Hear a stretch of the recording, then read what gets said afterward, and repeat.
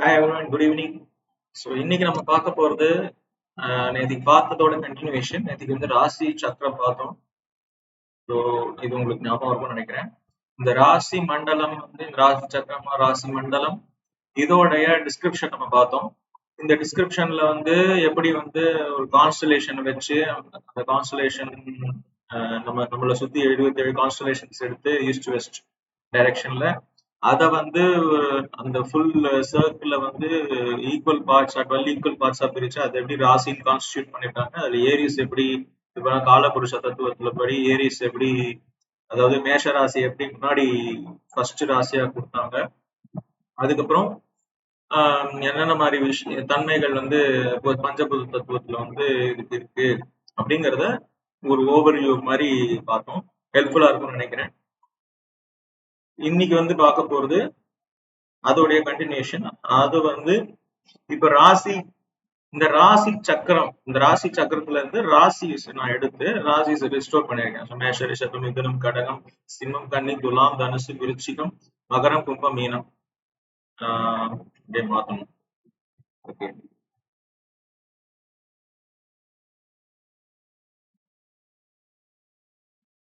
கடகம், சிம்மம், கன்னி, துலாம், தனுசு வருது.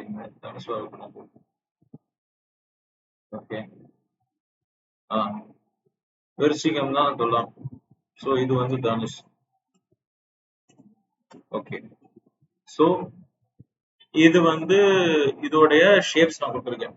மேஷம் வந்து கோட் ஷேப்ல இருக்கும், ரிஷபம் வந்து ஆக்ஸ், மிதுனம் வந்து ஒரு ட்வின்ஸ் நிக்கிற மாதிரி இருக்கும். அதுக்கப்புறம்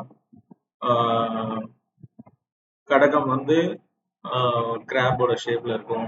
அதுக்கப்புறம் சிம்மம் வந்து லைன், இதை வந்து நிறைய இடத்துல பார்த்துருப்பீங்க. ஸோ கன்னினா விருச்சிகம், இது விர்ஜின், துலாம்னா ஒரு பேலன்ஸ் ஷேப்ல இருக்கும், விருச்சிகம் வந்து ஸ்கார்பியன் அதாவது தேளுடைய ஷேப்ல இருக்கும். ஸோ தனுஷ் வந்து ஒரு ஆரோ, அதுக்கப்புறம் மகரம் வந்து ஒரு முதலையோட ஷேப்ல இருக்கும், கும்பம் வந்து ஒரு பானை மாதிரி இருக்கும், விருச்சிகம் வந்து ரெண்டு மீன் பின்னி பிணைஞ்ச மாதிரி ஒரு ஷேப்ல இருக்கும். அதுக்கப்புறம் வந்து அதோடைய ஜெண்டர், அது வந்து ஆம்பளையா பொம்பளையா. ஆண் ராசிங்கிறது வந்து எவ்ரி ஆட் நம்பர்ஸ்ல வர்றது ஆண் ராசி. ஸோ 1 2 3 4 அப்படியே நம்பர் பண்ணீங்கன்னா ஆட் நம்பர்ஸ் அப்படின்னா ரெண்டால வகுக்க முடியாத ஒரு இடம், ஒரு நம்பர் வந்து ஆட் நம்பர்ஸ். ஸோ இதெல்லாம் வந்து பாத்தீங்கன்னா மேஷம், மிதுனம், சிம்மம், துலாம், தனுசு, கும்பம், இந்த ஆறுமே ஆட் நம்பர்ஸ் ஆகுதுன்னா அது மேல், அதாவது ஆண் ராசிகளாகும். மீதி 6 ராசி வந்து பெண் ராசியாகவும் குறிப்பிடுறாங்க. இதோடைய தன்மைகள், அதாவது இதோடைய எந்த அளவுக்கு வந்து இது ஆக்டிவா இருக்கு. ஸோ ஃபர்ஸ்ட் வந்து டைனமிக்னு போடுறது சரம், சரம், ஸ்திரம், உபயம். ஸோ சர ராசிகள் வந்து ரொம்ப டைனமிக், ரொம்ப ஆக்டிவா இருக்கும். ஸ்திர ராசிகள் வந்து ரொம்ப ஸ்டாட்டிக்கா, ரொம்ப கான்ஸ்டன்டா ஒரு விஷயத்த வந்து பண்ணும். அதே மாதிரி உபய ராசிகள்னு சொல்லி மிக்சடு, இதோட தன்மைகள் ரெண்டுமே மிக்ஸ் ஆகி வரும். ஸோ சரம், ஸ்திரம், உபயம் இதுதான். ஸோ சரம், ஸ்திரம், சரம், ஸ்திரம் அதே இதுல எல்லாமே பிரியும். அதே மாதிரி இந்த ரஜஸ் தமஸ் சத்துவாங்கிறது வந்து நம்மளுடைய குணாதிசயங்கள். ரஜஸ்னா வந்து ஒரு போரிடுற குணம், ஒரு விஷயம் அடிதடி சண்டை, ஒரு ஒரு விஷயத்த வந்து ஒரு பலத்தின் மூலமாகவோ ஒரு வேகமாகவோ நம்ம வந்து செலுத்தக்கூடிய ஒரு தன்மை, அது வந்து அந்த ஒரு குணங்கள்ல வரும். ஸோ தாமசிக குணம் வந்து ஒரு மாதிரி குளுமையான குணம், எதையுமே தாங்கிக்க கூடியது, ஒரு சோம்பல் நிறைஞ்சது, ஒரு ஒரு டார்க் தன்மை உடையது, அவ்வளோவா வந்து என்ன நடக்குதுன்னே தெரியாது அந்த மாதிரி ஒரு இக்னரன்ஸ். அந்த மாதிரி இக்னரன்ஸ் சொல்றது வந்து அறியாமை. இது எல்லாமே தாமசிக குணங்கள்ல வரும். அதே மாதிரி சத்துவ குணங்கள் வந்து இது ரெண்டுமே கலந்த ஒரு பேலன்ஸ். இந்த சத்துவ குணங்களும் இந்த மிக்சட், அதாவது உபய ராசிகள் நான் சொன்னதும் இந்த சத்துவ குணங்களும் வேற. ரெண்டுத்தையும் படி கன்ஃபியூஸ் பண்ணி பாத்தீங்கன்னா இந்த உபய ராசி தான் மிதுனம், உபய ராசி, ஆனா ராஜசீக குணத்துல இருக்கு. அது வந்து சோ அந்த அந்த ஆக்டிவிட்டிங்கிறது வேற, இந்த குணாங்கிறது வேற, அதோடைய நேச்சர் அந்த மாதிரி அது வேற. இந்த குணாங்கிறது வந்து ஒரு நேச்சர் அப்படின்னு எடுத்துக்கலாம். இதோட ஆக்டிவிட்டி அது நேச்சுரலா ரஜசகமா இருந்தாலுமே அது வந்து சில நேரங்கள்ல ஆக்டிவா இருக்கு, சில நேரங்கள்ல வந்து நிதானிச்சு செயல்படுது, இல்ல ஒரு கான்ஸ்டன்ட் தன்மை. ஸ்திரம் வந்து ஸ்திரம்னா வந்து ஸ்டாப்பிங் கிடையாது. ஸ்திரம்னா வந்து ஒரு கண்டினியூவேஷன், ஒரு அந்த இடத்துல கண்ட்ரோல் பண்ணி வைக்கிறது, அந்த மாதிரி நம்ம எடுத்துக்கணும். ஸோ இது வந்து ரொம்ப அதுக்குள்ள போகும்ல. நெக்ஸ்ட் போகலாம். இது வந்து நேத்திக்கு சொன்ன மாதிரி, அதாவது பஞ்சபூத தத்துவங்கள்ல நெருப்பு, நிலம், நீர், நெருப்பு, நிலம், காற்று, நீர், நெருப்பு, நிலம், காற்று, நீர், நெருப்பு, நிலம், காற்று, நீர்.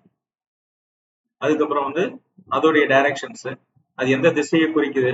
இப்போ வந்து நீங்க பாத்தீங்கன்னா நெருப்பு ராசிகள் எப்பவுமே வந்து கிழக்கு திசையை குறிக்குது. அதே மாதிரி எர்த்லி சயின்ஸ் சொல்லக்கூடிய நிலராசிகள் வந்து தெற்கு திசையை குறிக்குது. காற்று ராசிகள் மேற்கு திசை குறிக்குது. காற்று ராசிகள் மேற்கு திசையை குறிக்குது.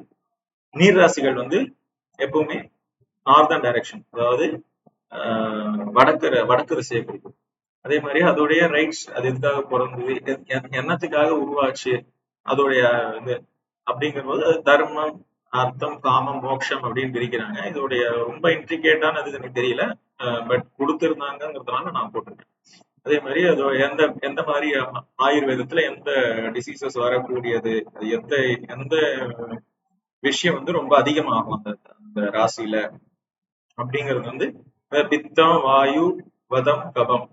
ஸோ இது வந்து வாதம், கபம், இந்த இந்த நாள்ல வந்து இப்படி பிரிச்சு போட்டிருக்காங்க. அதோட ஒவ்வொரு கலர், அந்த ராசிக்குனே ஒரு கலர் இருக்கு, அதை நான் போட்டிருக்கேன். அதுக்கப்புறம் அதோடைய அதிதேவதைகள், அதாவது அதோடைய கடவுள்கள். ஸோ முருகன் வந்து மேஷ ராசிக்கு, ரிஷபம் வந்து மீனாட்சியை வழிபடணும். அதே மாதிரி மகாவிஷ்ணு வந்து மிதுன ராசிக்காரன் மகாவிஷ்ணு வழிபடணும். கடகராசிக்காரன் ஆதிபராசக்தி. அதனால்தான் நம்ம அம்மனுக்கு கூழ் ஊத்துறது ஆடி மாசத்துல நடக்கும். அதே மாதிரி சிம்ம மாசத்துல வந்து சிம்ம ராசியில பிறந்தவங்க வந்து பிரம்மாவை வழிபடணும். பிரம்மா கோயில் வந்து திருச்சியில இருக்கு. இது பத்தி நம்ம அதுக்கப்புறம் பார்ப்போம். கன்னி ராசியில மகாலட்சுமி, துலாம் வந்து சரஸ்வதி, விருச்சிகம் வந்து ஐயப்பன், தனுசு வந்து பெருமாள், மகரம் வந்து ராஜராஜேஸ்வரி, கும்பம் வந்து பரமேஸ்வரி, மீனம் வந்து அன்னவான தேவி, சரஸ்வதி தான் ஆல்மோஸ்ட். ஸோ இப்போ வந்து அதோடைய கிரகங்கள் நேத்திக்கு நம்ம பார்த்துட்டோம். செவ்வாய், சுக்கிரன், புதன், சந்திரன், சூரியன், புதன், சுக்கிரன், செவ்வாய், குரு, சனி, குரு. ஸோ இதுதான் வந்து அதோடைய இது. இப்போ நெக்ஸ்ட் நம்ம பார்க்கலாம். இது வந்து நம்ம நேத்திக்கு பார்த்த அந்த ராசி மண்டலத்தோடைய ஒரு டீடைல்டு மேப் அப்படின்னே வச்சுக்கலாம். இந்த டீடைல்டு மேப் வந்து சப்போஸ் உங்களுக்கு ரொம்ப புரியல அப்படின்னா, ஒரு ராசியில இந்த பாதங்கள் இருக்கு, அது இந்த இதுல இருக்கு. இப்போ வந்து சில சார்ட்ஸ்ல வந்து டிகிரிஸ் கொடுத்துருப்பாங்க. அந்த டிகிரிஸ்ல வந்து டக்குன்னு நீங்க வந்து எடுத்து பார்க்கறதுக்கு நான் ஒரு ஒரு மேப் மாதிரி நான் வந்து கொடுத்துருக்கேன். நீங்க இதை வந்து ஆராய்ச்சி பார்த்துக்கலாம். அதே மாதிரி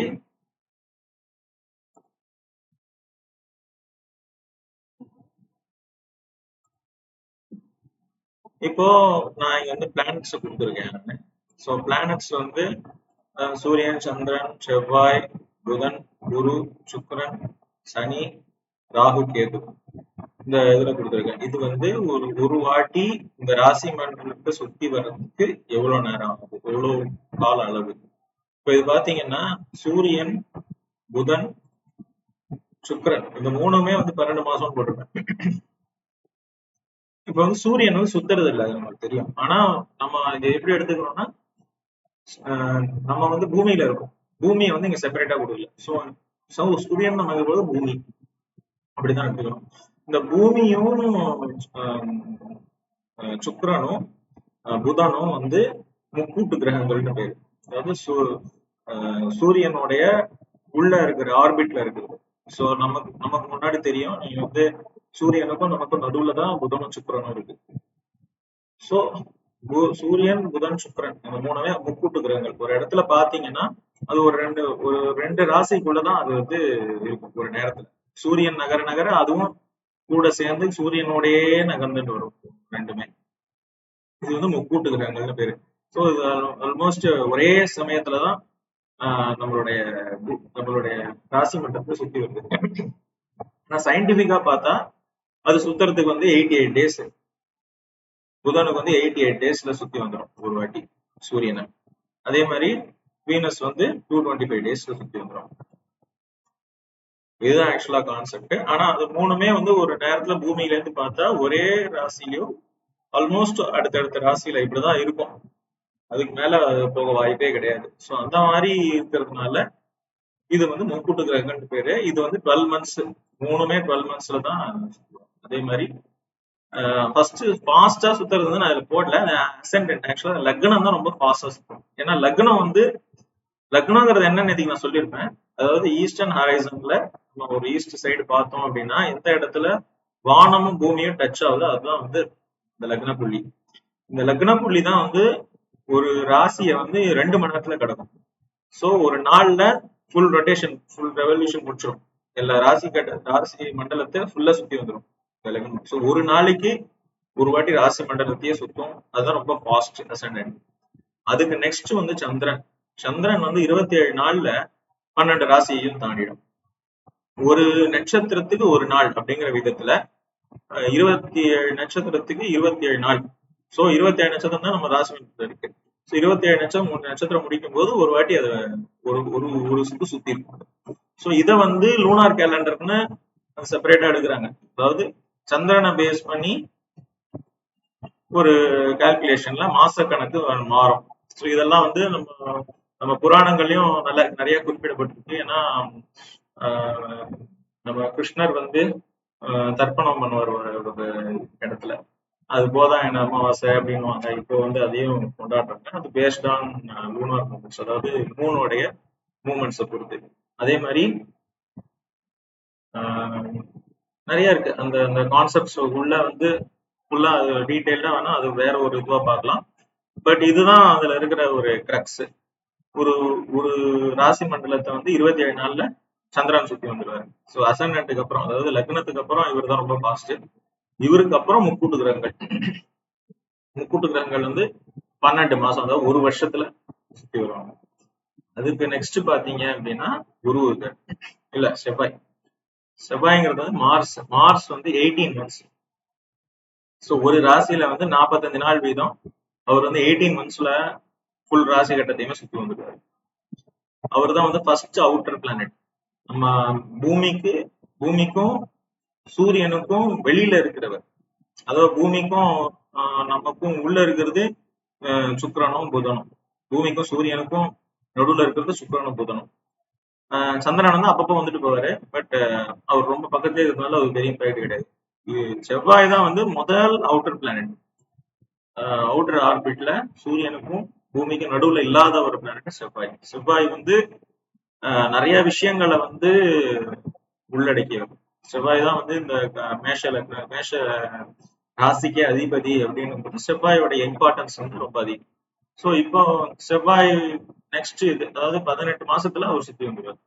அதோட நம்ம இது பண்ணிப்போம். அப்புறம் குரு தான் வந்து நெக்ஸ்ட். அவர் இருக்கிறதுலே பெரிய கிரகம். அவர் வந்து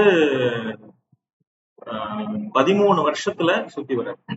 ஒரு ராசி கட்டத்தை தாண்டறதுக்கே ஒரு வருஷம். அந்த மாதிரி, அதாவது அவரு ஒரு ராசி கட்டத்தை தாண்டறதுக்குள்ள சூரியன் வந்து ஒரு ரெவல்யூஷன் முடிச்சோம். இந்த கூட்டு கிரகங்கள் வந்து ஒரு ரெவல்யூஷன் அந்த மாதிரி. ஸோ 13 இயர்ஸ் ஆகும் ஒரு வாட்டி ராசி மண்டலத்தை குரு சுத்தி வருது. அதுக்கு நெக்ஸ்ட் லாஸ்டா இருக்கிறது தான் ராகு கேது. வந்து பிளானட் இல்ல, நம்மளால பார்க்க முடியாது, பட் தே ஆர் நோட்ஸ். அதாவது சூரியன் வந்து சந்திரன் மேல விழும்போது அதோட நிழல் வரும் இல்லையா, சந்திரனோட நிழல், அதோட நோடும். பூமியோட மேல சூரியனுடைய கதிர்கள் விழும்போது அதோட நிழல் விழுற இடம். பூமியோட நிழல் வந்து கேது. சந்திரனுடைய நிழல் வந்து ராகு. ஸோ இந்த ராகு கேது வந்து அதோடைய நோடல் பாயிண்ட்ஸ், ரெண்டும் இன்டர்செக்ட் ஆகக்கூடிய அந்த நோடல் பாயிண்ட்ஸ், அது இன்டர்ஃபரன்ஸ் அப்படின்னு நிறைய வரும். அது ரொம்ப கான்செப்டுவலா போக வேணாம், பட் இதை மட்டும் நம்ம தெரிஞ்சுக்கலாம்.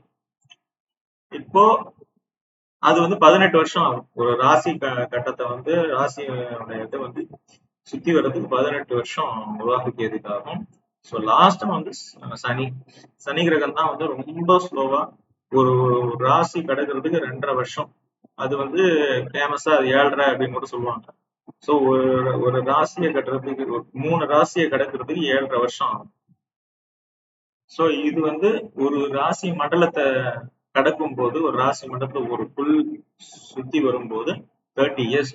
ஸோ 30 வருஷம் வந்து 30 வருஷத்துக்கு ஒரு வாட்டி தான் ஒரு ராசி வந்தா திருப்பி அதே இடத்துக்கு ராசி மண்டலத்துல வர்றதுக்கு சனி வர்றதுக்கு 30 வருஷம்.